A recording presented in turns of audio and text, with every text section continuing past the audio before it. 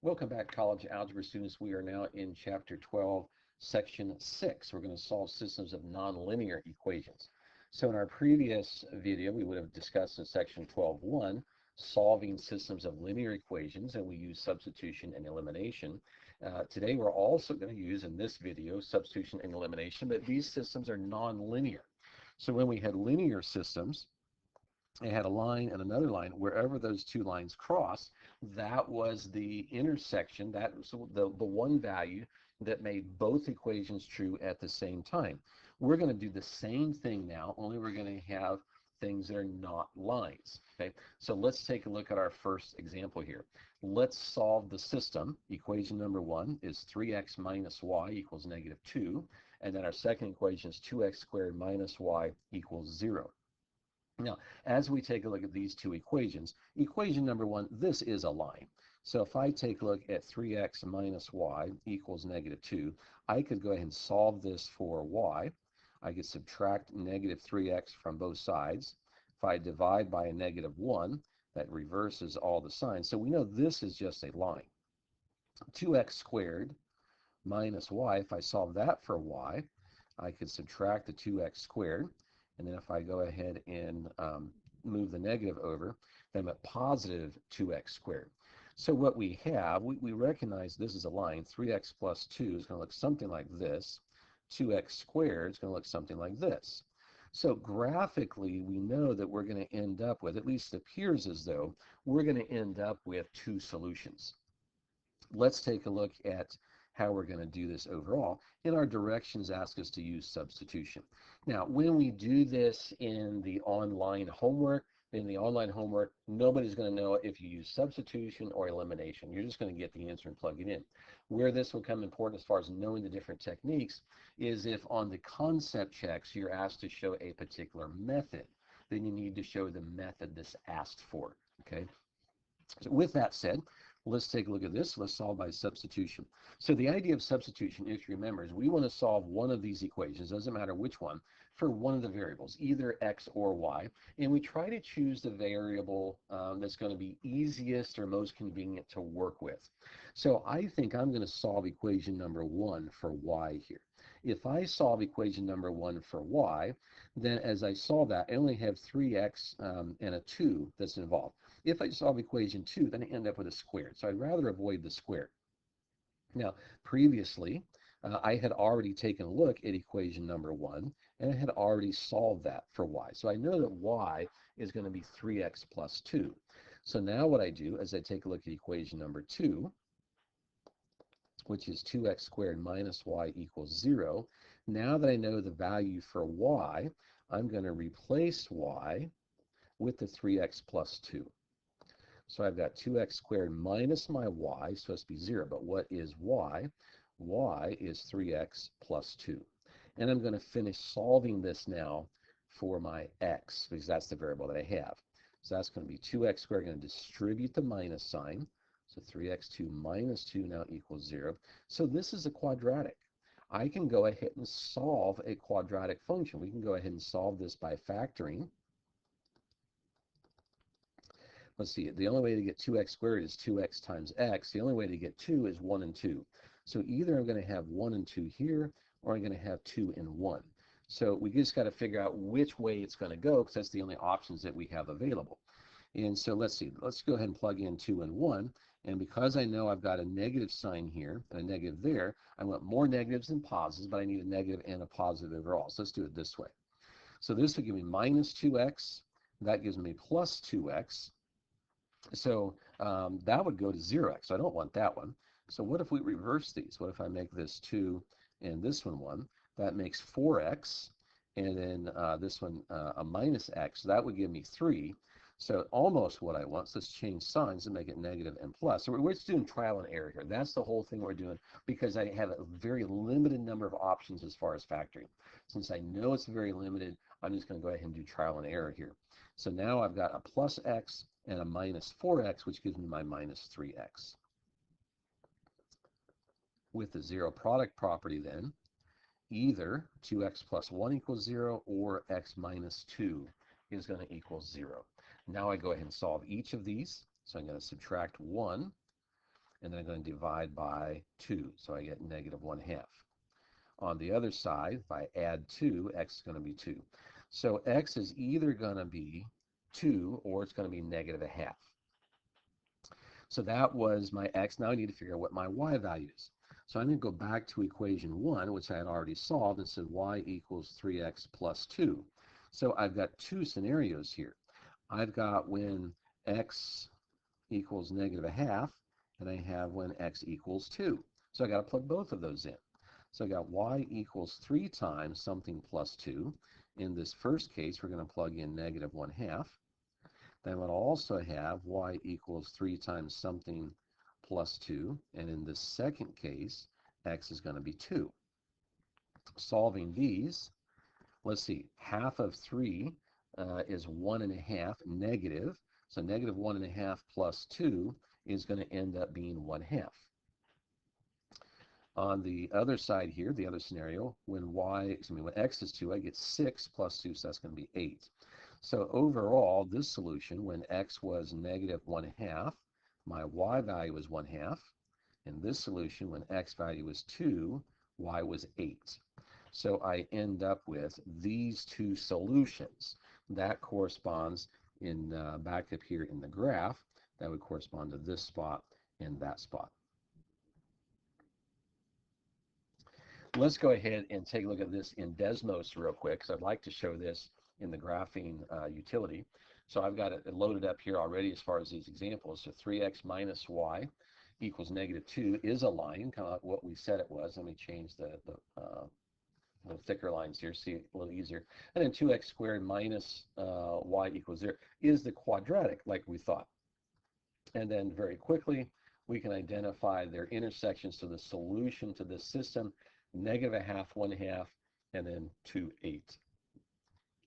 Oops. Just like we thought it was going to be. Now, if I want to plug this into the graphing calculator, the TI-84, I have to go into y equals. So I have to solve both of these for y. So if I'm going to do that, let's see, on number 1, I had solved that for y already, and that was going to be 3x plus 2. And then the second equation, when we had solved for y, was 2x squared. Then I want to graph each of these. Now this is the previous graph I had up here. I'd really zoomed in a lot. So I'm going to do zoom standard here. So zoom the number 6 so I can see this. Now the other thing that I want to do over here is I want to see where do these intersect each other. Okay. So I know I'm going to be over here, and it certainly does look like it's negative 1/2, 1/2, and was that 2, 8. I can verify by doing the second trace command, which is the calculation. So I can do number 5, which is the intersection. So the first curve, okay. Second curve is the red one, all right. Now for the guess. So I've got two intersections. When my cursor is closer to this first intersection, it's going to tell me this intersection. If I move my cursor closer to this intersection, it'll give me the second intersection. So where it is already, I'll just go ahead and click enter. So at negative 1/2, 1/2 is one of the intersections. Let's do second trace again and the calculation. So the intersection, first curve, second curve, okay. But now we need to move this up closer to that other intersection. And now it tells me that that one is 2, 8. So we still get this, whether we're using, if we're using a Desmos or if we're using our graphing calculator handhelds, we still get the same values overall. And one of the things we're taking a look at in this case is we do want to be able to do it just algebraically. Can we write out all the pieces? And we did.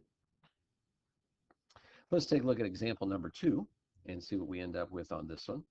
So we've got a circle and a parabola. So if we remember back to one of our earlier sections in the semester, we did circles. Circles are the form of x squared plus y squared equals r squared. So our radius is going to be, what, between 3 and 4, because 3 squared would be 9, 4 squared is 13, with the center at 0, 0. 1, 2, 3, 4, 1, 2, 3, 4, 2, 3, 4, 1, 2, 3, 4. So somewhere in between 3 and 4. So this would be a rough sketch of our circle. Then we got a parabola here. This would be negative y is negative x squared plus 7, or y equals x squared minus 7. So come down here to minus 7, and it's going to look something of this sort. So depending on how wide, now I just did a very rough sketch of this, but it would appear as though we're probably going to end up with 1, 2, 3, 4 different solutions. Let's take a look overall. This question is asking us to solve by elimination. So when we solve by elimination, let's see, that technique is that we take x squared plus y squared equals 13. So that's equation 1. Let's take equation 2, which is x squared minus y equals 7. And the idea is that we either want to add or subtract these equations to go ahead and cancel one of the variables or eliminate one of the variables. So are any of these variables identical except one a plus, one a minus? Well, yeah, we have that here with the y values. So if I add these two equations together, so if I say add these two together, what's going to happen is x squared plus x squared goes to 2x squared. Y squared minus y, whoops, that's a minus y. I've misread. I thought it was a y squared. My mistake here. So I can't do that. If that was a y squared, that would have canceled out. Then I would have had 2x squared equals 20. Fairly simple to solve, but that's not the case. So let me go back, reset this. So x squared plus y squared equals 13. Equation 2 is x squared minus y equals 7. Now when I take a look at these, the only variables that are the same here are the x squareds. And since one is positive and one is negative, if I subtract the bottom one from the top one, the x squareds will cancel. So x squared minus x squared is 0x squared, which is what I want to see. Then I got a double negative here. But with that double negative, it ends up being a little bit intriguing because I can't subtract y from y squared. So this is going to end up just being plus y squared. Then I got the minus, the double negative here with y, so plus y, and it equals 6. So 0x squared. So this works out to be y squared plus y equals 6. If I move this 6 over, then I have a quadratic. So y squared plus y minus 6 equals 0.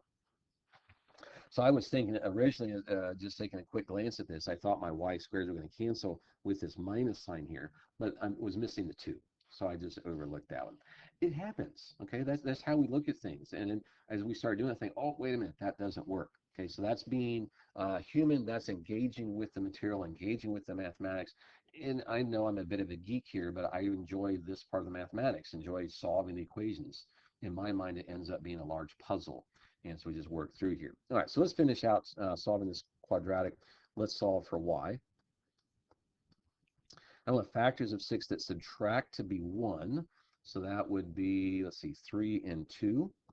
So I want more positives than negatives. So plus 3 minus 2. So let's double check that. I'd end up with a plus 3y, a minus 2y, gives me a positive y. Y times where, of course, is the y squared, and 3 times negative 2 is still the minus 6. Using the zero product property, y plus 3 is 0, or y minus 2 has to be 0. I subtract 3 from both sides, y is negative 3. Add 2 to both sides, y is 2. So I have 2 y values now that we've solved by substitution. So I need to come back through here and plug these in and figure out what x is. So I need to do some back substitution to find x. What I would do overall is I would probably take a look at this question here with the parabola, because when I plug y, I could solve for y, and I just have plain old y as opposed to y squared. So it might be easier to plug these in with just plain old y overall. So I'm going to take equation number 2 then and say that's x squared minus y equals 7. And I'm going to plug in, let's see, y equals negative 3 in one scenario, and I'm going to plug in 2 for the other scenario. All right? So that means I've got x squared minus y equals 7, x squared minus y equals 7. And what's going to plug into the first one is negative 3, and the second one is 2. Now we just go ahead and solve these. This is x squared, this is double negative, so that's plus 3. If I subtract 3 from both sides, that's 4. Since we have a square root, or square rather, I take the square root. So that means x is going to be plus or minus, because it's an equation, we've got to consider the positive and the negative. I'm going to do plus or minus, let's see, the square root of 4 is 2. So that means overall then that when x is 2, my y value is negative 3. Also, when x is negative 2, my y value is -3, because that's what I had up in here. Remember, we had the -3. Now let's go ahead and solve this other piece. The x squared minus 2 equals 7. So x squared minus 2 is 7. If I add 2 to both sides, I end up with 9. I'm going to have to take the square root on both sides. Square root of 9 is 3. So again, it's going to be plus minus 3. So that means we're going to have, when x is 3, my y value, what had I plugged in here? I had plugged in 2. And when my x value is -3, my y value is 2. So I ended up here with 4 different solutions, which is what I anticipated for my rough sketch. So now, with my rough sketch, it might have done something like this. Might have been so it only had 2 solutions, or it might have opened up very widely and had no solutions. So those things were possible. Rough sketches kind of give us an idea what we're potentially looking at, but overall, we do have to take a look at the algebra and figure it out eventually. Now, if I was going to do this in Desmos, let me graph the circle, then I'll graph the parabola, and we do see that was pretty close to what I had did a rough sketch for. Take a look at the values. We've got -3, 2, -2, -3, 3, 2, and 2, -3. So we do have all of those values that we had listed already. Okay, so those were the same values that we had overall. Now, taking a look at example number 3, we see coming up, we're going to have, let's see, what do we have? Well, this is a hyperbola. Okay, so that's going to be a hyperbola. Depending on what you had in high school mathematics, you may have gotten to what are called the conic sections. So you might have seen a hyperbola, you may not have. So this is where Desmos is really helpful to see what we have. And then we know this is going to be then our parabola. So from our quick graph here in Desmos, we're going to see that there's no intersections between these two. So as we do this one, if we're doing it graphically, we would say there is no solution. Let's see what it looks like algebraically. Let's see, so we've got a hyperbola and a parabola.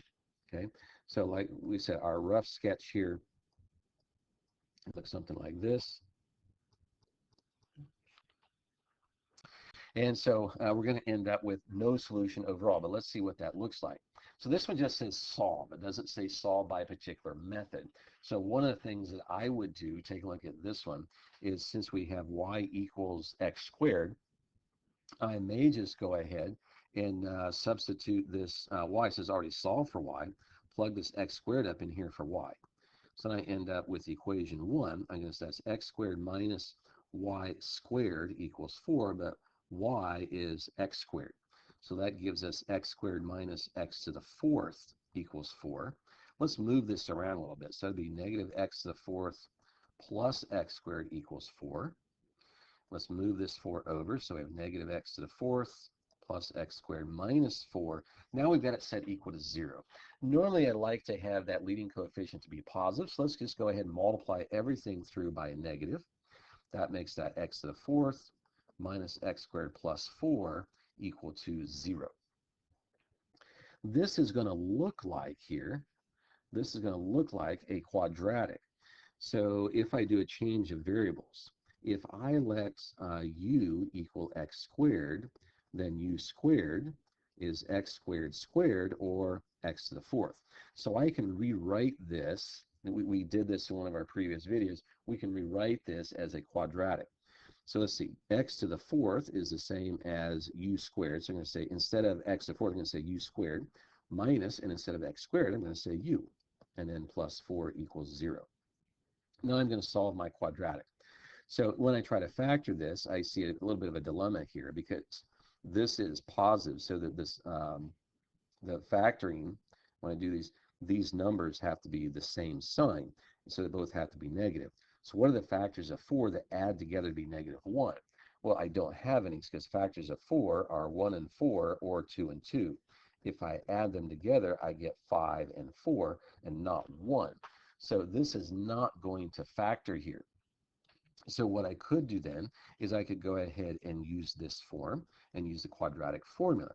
So normally we say x equals, in this case we'll say u equals So u equals the opposite of b plus or minus square root of b squared minus 4ac all over 2a.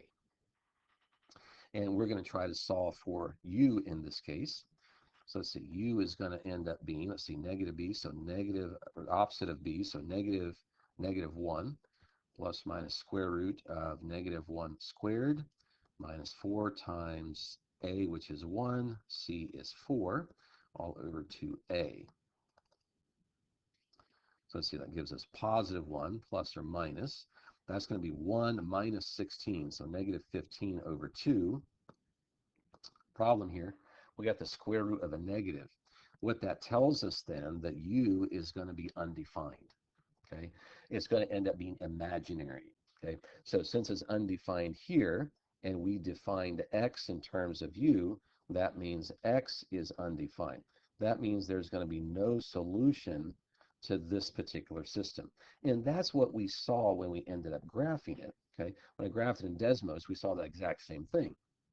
So this particular system ends up having no solution. So we were able to show it both in Desmos graphically, and we're able to show it now algebraically.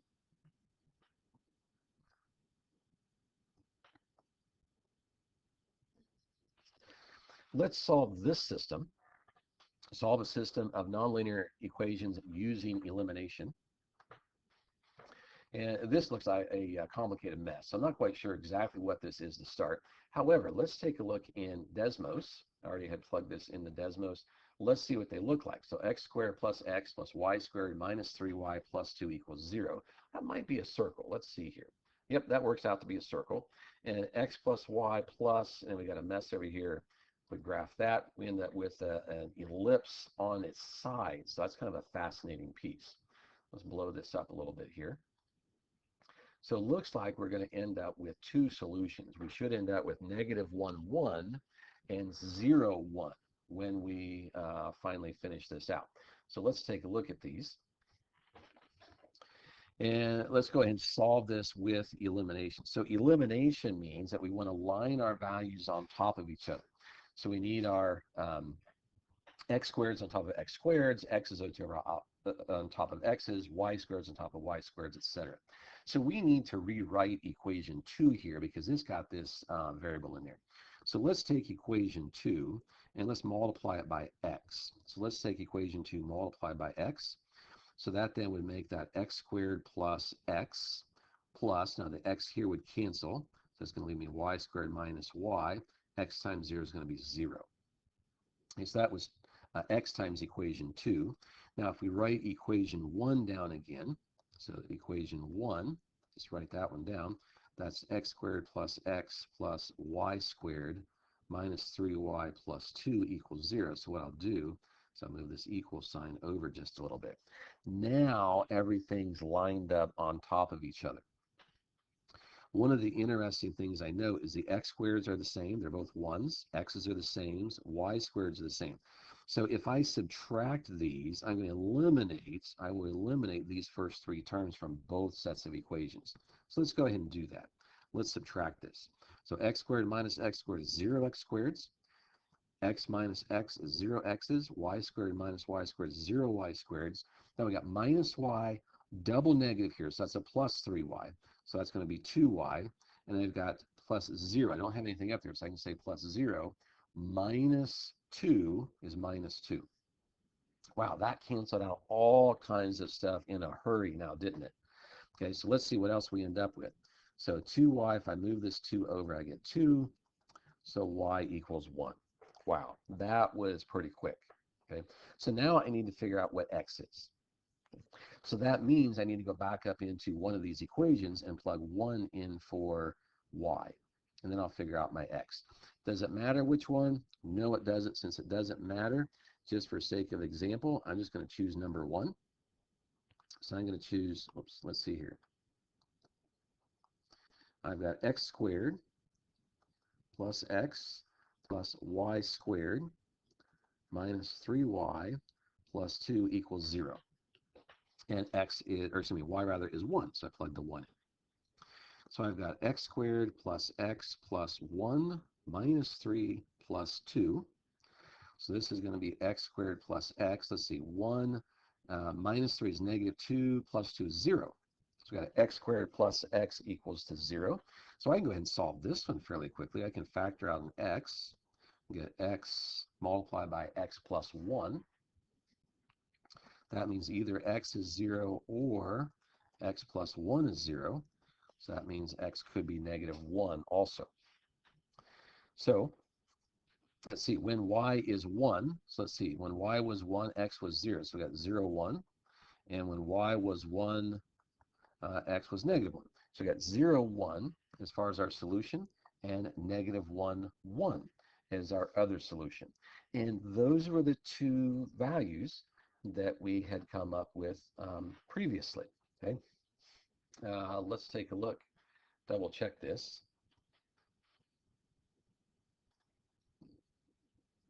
We got negative 1, 1 and 0, 1. So that matches up with what we have. Now, there is, however, okay, take a look now at my equation over here. Take a look at this. I do see a dilemma. The dilemma is over here at 0, 1. If I take a look at 0, 1 here, x is 0. If x is 0, notice over here this denominator, that denominator goes undefined. Or 0, because it's 0, this whole fraction here rather becomes undefined.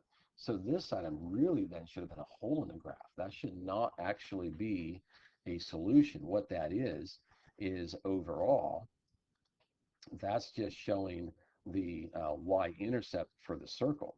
If I take a look at this ellipse, if I get 0, 0, 1, I can't quite get there exactly. But what it should have shown is undefined. That's the dilemma with using the some of the graphing pieces here. We don't quite get zoomed in well enough to get there. Yeah, I'm trying there. Just doesn't quite match up correctly. Yeah, not quite. I was trying, but it doesn't quite work. So without wasting any further ado, this 0, 1 then is extraneous. Because when I look back at my domain, here, because that's in my denominator, x is not allowed to be 0. Okay, so when I go back to my solutions, when I end up with x equals 0, I got to say, whoop, that's a no-no. That one is not allowed. So the only solution that we're available or is available to us is negative 1, 1. So what do we learn from this particular example? What we learn from this is when we have rational equations, or when we have equations that have a fraction where the denominator is a variable, we've got to watch that denominator is not allowed to be 0. Okay, so that's the takeaway on that particular example, to make sure we're aware of what's going on. That's the first one, by the way, the first one we've had in this whole setup, that was the a candidate, something we had to watch for. Let's take a look at another nonlinear system. Okay, and so as we take a look at this one, again, it doesn't say how to go ahead and solve this. We're just going to solve it any way we want. If I take a look at Desmos again, that first equation ends up with a fascinating kind of graph, and the second equation looks like an ellipse here. So it appears as though we should have 4 different solutions. Okay, so 4 solutions is what seems reasonable here. Okay, so we've got these 4 here. These other dots are just where we cross the intercepts, where we cross the axes. I guess not where we cross the intercepts, where we cross the axes, and by definition, those are the intercepts. Okay, so let's see what we end up. So we looks like as though we should end up with 4 solutions. We have no denominators here where we have to worry about going to 0, so don't have to worry about that component. So let's see what we can do. Let's see, as we take a look here, I see that we have some y squareds over top of each other. If I go ahead and make equation number 1 negative 4y squares and add these together, the y squareds cancel. So let's go ahead and do that. So we need to make equation 1 to have negative 4 up here. So let's take equation 1, let's multiply it by 2. That means we end up with 6xy minus 4y squared equals negative 4. So multiply the whole equation. Then we'll just write down equation 2. And since that's 9x squared and the 3xy are not the like terms, I'm going to write 9x squared a little bit off to the side, and then the 4y squared underneath the y's, and then write the 10. Now what I'm going to do is I'm just going to add these two together. So when I add these two together, those y squared terms will eliminate. So I have 9x squared plus 6xy equals 6. Okay, so now that I have, let's see, the y's eliminated, I still end up with a bit of a dilemma because I have this equation now in terms of x's and y's. So one of the things I'm going to need to do then is I need to either solve for x or y. So easiest thing I think is solve for y. So let's go ahead and subtract 9x squared from both sides.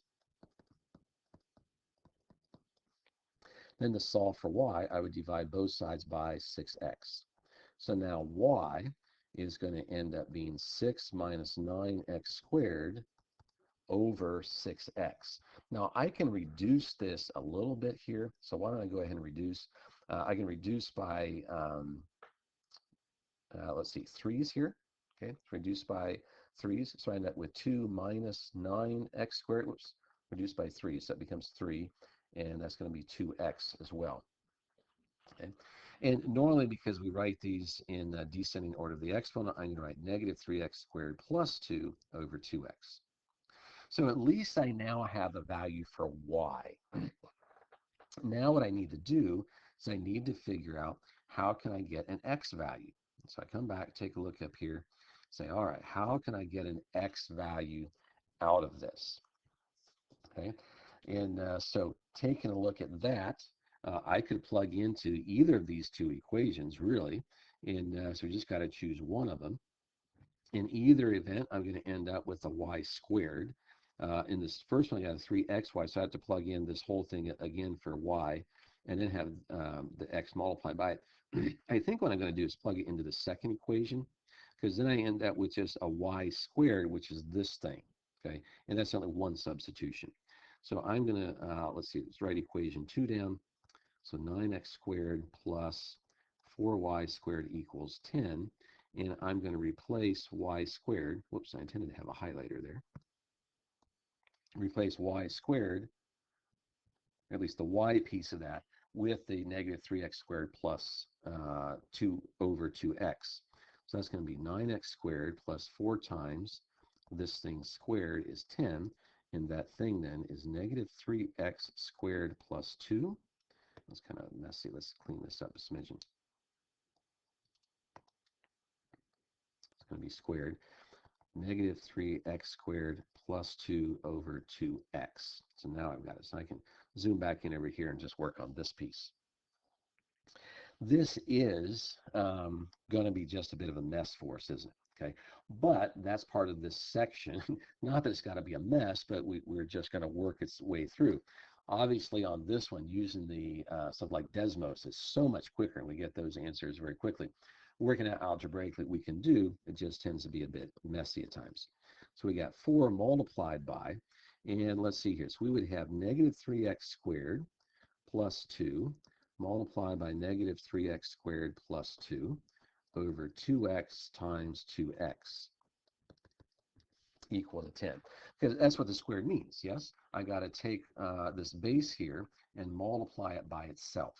Okay? So that's going to end up being, let's see, 9x squared plus 4 times something equal to 10.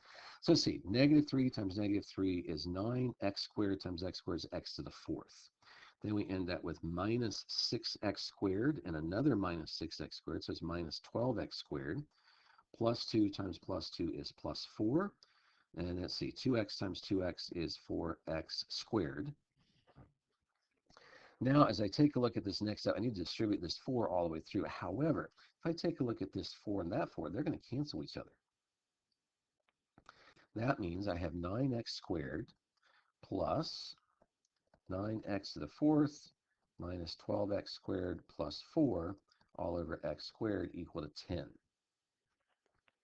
What I'd probably do in this case, I want to get rid of this x squared. So why don't I just take this whole thing here, multiply by x squared. This now gives me 9x to the fourth. As far as this calculate, when I multiply this whole thing by x squared, I can cancel the denominator. So then I end up with 9x to the fourth minus 12x squared plus 4 equals 10. And when I multiply this other side by x squared, now I get 10x squared. I almost forgot that. So I'm multiplying both sides. So big distributive property here. Well, now, looks like I have x to the fourth and x squared, so that's going to be a quadratic form.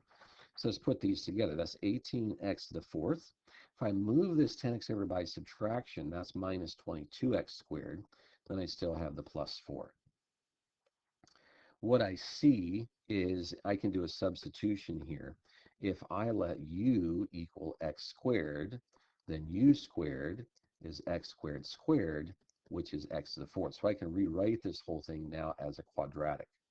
So I can say 18u squared minus 22u plus 4 is now equal to 0.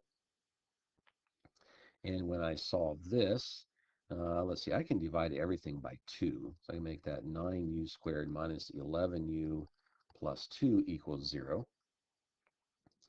Let's see, I might try this by trial and error. I might try factor by grouping. I think what I'm going to do on this one is let's do the factor by grouping. So let's do first term times last term as far as the numbers. 9 times 2 gives me 18. And I want to add factors of 18 to get to 11.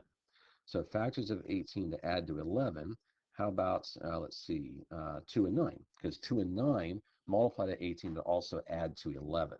So we got 9u squared. This 11 minus 11u is going to be minus 2u minus 9u, and then plus 2 equals 0. What we have then is I can go ahead and take these two together, these two together. So these first two have a u in common. So it leaves me with 9u minus 2. These have a minus in common. So a minus 1. And I can say that's 9u minus 2 also. So when we do factor by grouping, we should always see these parentheses match each other. So we pull out what's in the parentheses because they match. From this group, I'm left with u.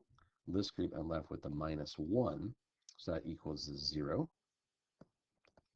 So 9u minus 2 could be 0, or u minus 1 could be 0. That means 9u could be 2, which then relates to 2/9, or u could be 1. Okay, so now we know what our u's are. But our u's, we did that originally up here because u was x squared.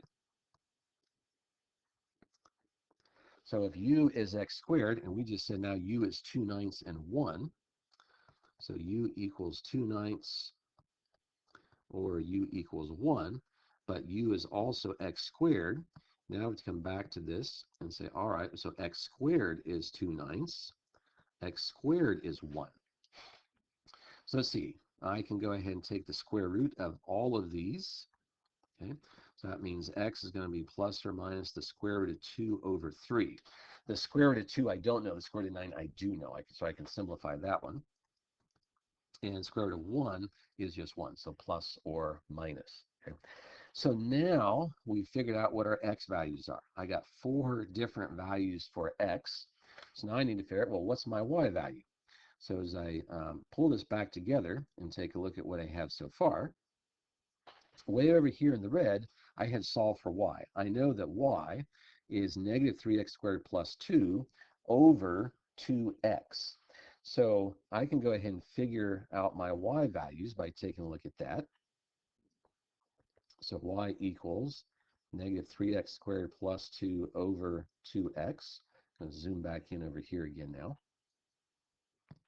And now I know what my x is. So let's see. So y minus,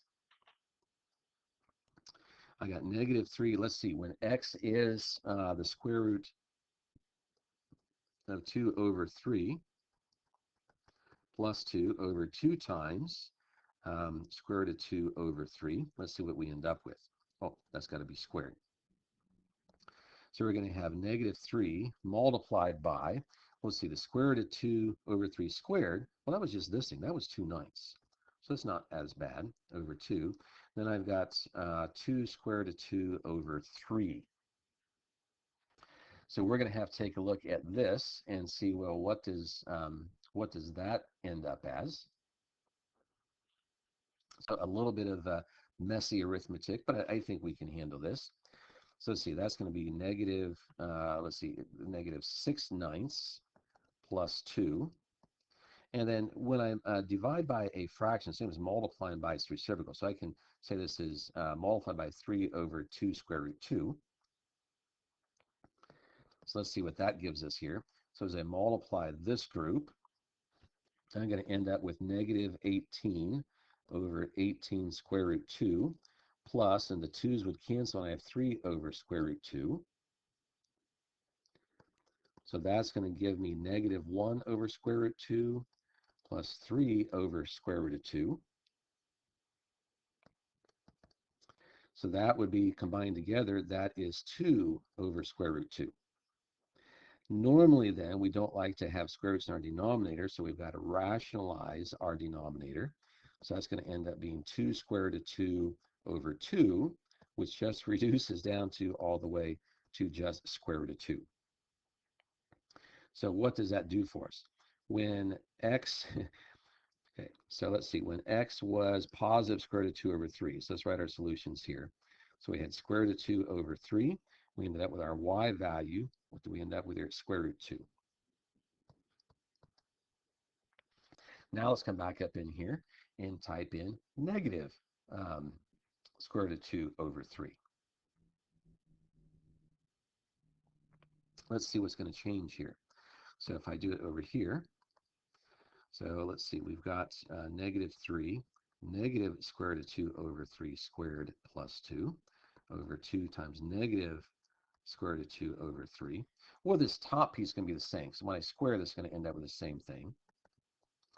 So I'm going to end up with negative 3 times 2/9 plus 2. My denominator is going to be the same, except I'm going to have a negative. So minus 2 square root of 2 over 3.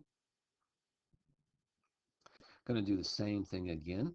We're going to end up taking negative 6/9 plus 2. Whoops. Multiplying by the reciprocal. So that's going to be negative 3 over 2 square root 2. So very similar to what we had before. So this is going to end up as, when I distribute, positive 18 over 18 square root of 2, and then minus 6 over 2 square root of 2. So what's flipped here, 6 over square root of 2, which then is going to end up with being minus 3 over square root of 2. So the only thing that flipped are these signs here. So since that's the only thing that flipped, I can shortcut this. So that's going to reduce down to negative square root 2. So at negative square root of 2 over 3, we had negative square root 2. Now let's figure out when x is plus or minus 1. Kind of running out of, not running out of space as a talent. I just keep moving things over at will. So let's take a look at this one. So when x is 1, okay, so we got negative 3 times 1 plus 2 over 2 times 1. So negative 3 times 1 is negative 3. Negative 3 plus 2 is negative 1 over 2. So that would solve very quickly. That's just negative 1/2. So at 1, we are negative 1/2. Now let's plug in.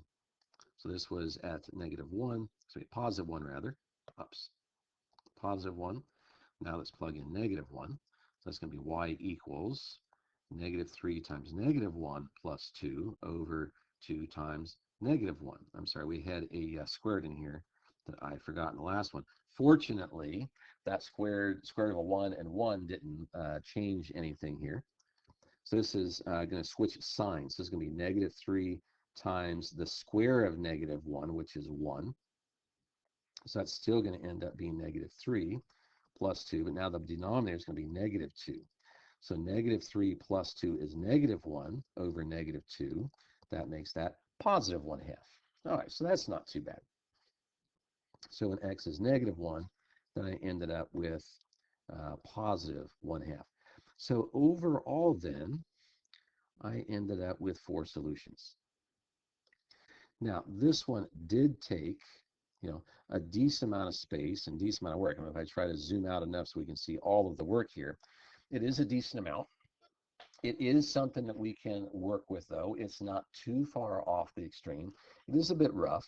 Now, in our homework, that we won't have a whole lot of questions like this. Okay, this is a kind of that larger, longer example, a little bit of tediousness, just to make sure that we can go ahead and do these, and we find out that yeah, we can do these. Okay, so what were we doing overall in this particular section? We were solving nonlinear equations. So we had a variety of different shapes and graphs, and we take a look at the graphs, solving algebraically. We solve by substitution, solve by elimination, and then we had just a free format choice of how we wanted to solve these anyway. That wraps up Chapter 12, Section 6 on systems of nonlinear equations. If there's a mistake that you found that I didn't catch already, by the time the video concluded, please go ahead and drop me a line, let me know. Otherwise, hopefully I'll see you in another video.